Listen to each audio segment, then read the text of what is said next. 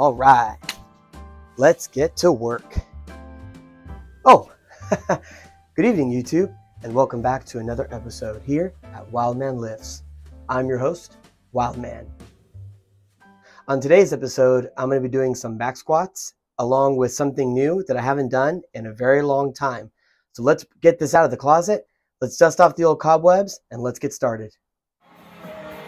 So for today's giant set, we're doing back squats.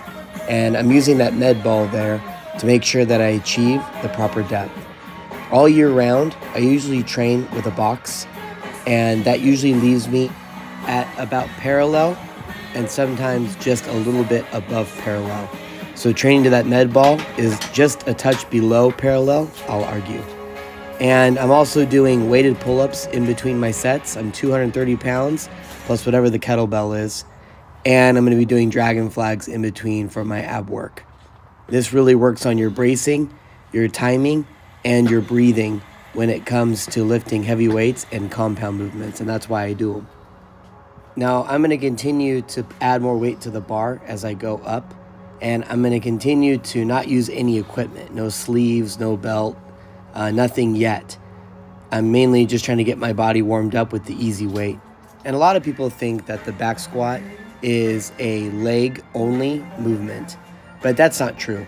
If you were ever to get into a leg press at the gym, you could easily leg press 4 plates on each side, plus whatever the machine weighs as well, the actual implement, and you'll be able to do that very easily.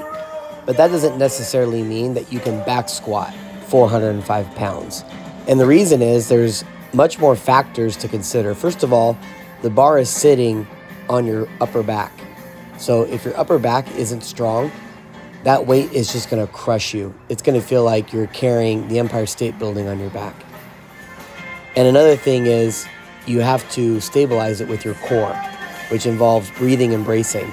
And if you don't do those things correctly, especially as it gets heavier, then you're just never going to be able to achieve heavier weight on the back squat the same amount you could if you were leg pressing. So that's why when it comes to back squats and other compound movements, breathing and bracing are super important.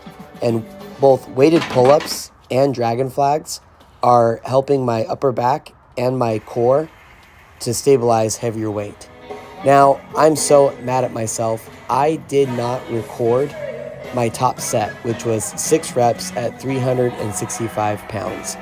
And that's not that big of a deal, but I haven't done this in a while, and I haven't trained below parallel.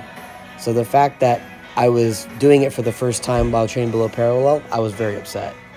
Oh man, I am totally bummed that didn't record 365 for 6 reps. That's not that big of a deal. I've done that before. I've actually done 3 sets of 6 reps with 365 before I switched over to my deadlift goals, which back squats took a back seat on, ironically. Sometimes that happens though, you know, and a part of me was just kind of like, let's just scrap this whole training session. But there's other things that I want to show you guys that I do for leg day, and I haven't done them in a while actually. And since we're coming up on the end of the year and my deadlift goal will either be hit or not, I might as well just start getting better at back squat again and try to even that out with my deadlift. So here we go. Now check this thing out, what I'm about to do here. So this is a regular barbell, and I threw as many weights as I could on there. And what I'm going to do is I'm going to basically use my hips and my legs, and I'm going to exercise both of those components by standing up with it and pressing through to the ground. There's this thing I bought a while back when I hurt my arm, the barbell strap, and that just goes along the barbell like that, and it makes it even, right? And then you attach that belt to your hips with the chain there, which is about 5 pounds, and then you'll be able to stand it up from the bottom position, and it really overloads your legs and your hips. So it's kind of like a standing leg extension, but not as good because you want to be able to use full range of motion, and this definitely doesn't capture that. So here's the example here with just like 340 pounds total. So all I'm doing is I'm just lowering it down and then pressing through into the ground with my legs, and my hips and my legs are getting maximal overloading work right now. And I'm using that bar there to make sure that I'm stabilized as I do so. And I'm going to be doing 4 rounds of this, and in between, I'm going to be doing 10 pull-ups without the weight now, just my own body weight, which is 230 pounds. And I'm going to do that in between my sets, again, just to kind of finish off my back and to build my upper back so that it's strong enough for back squats.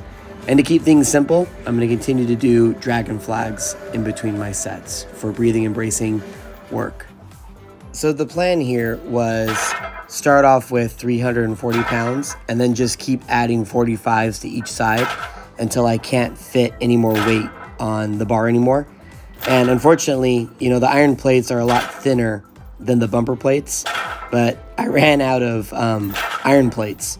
So I was going to have to use bumper plates in between, which is probably best for the floor so I don't crack the concrete or hurt the iron weights as well. The bumper plates will absorb it since it's a little bit longer than the iron plates.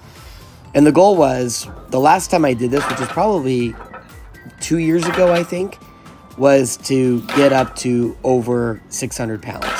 Because I think the last time I ended, I did 6 reps for like 610 pounds.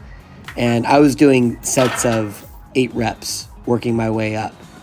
So I knew if I could at least get close to that weight, I would be very pleased, because that would just mean that I hadn't lost all the strength in my legs. And it just goes to show you how strong your legs are, because I can back squat way less than this, and that's because my upper back and my core are more involved than just my legs, right? So this is just more of a overloading movement for my hips and my legs. Also not so much range of motion. And the clips fell off, but I was very fortunate that the plate stayed on and I was able to do 8 repetitions.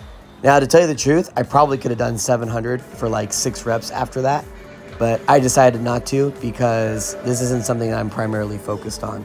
So I decided to stop there and go to my assistance round, which is going to be more of a burner. So I was going to be doing calf raises with the barbell, goblet squats, and then I was also going to be doing some dumbbell alternating snatches. And I was just going to do 3 rounds as fast as I could, just trying to get my heart rate up. My legs were already tired and exhausted, so I didn't really need to do that much. So I was just trying to use my legs when they didn't want to work and get my heart rate and cardiovascular going.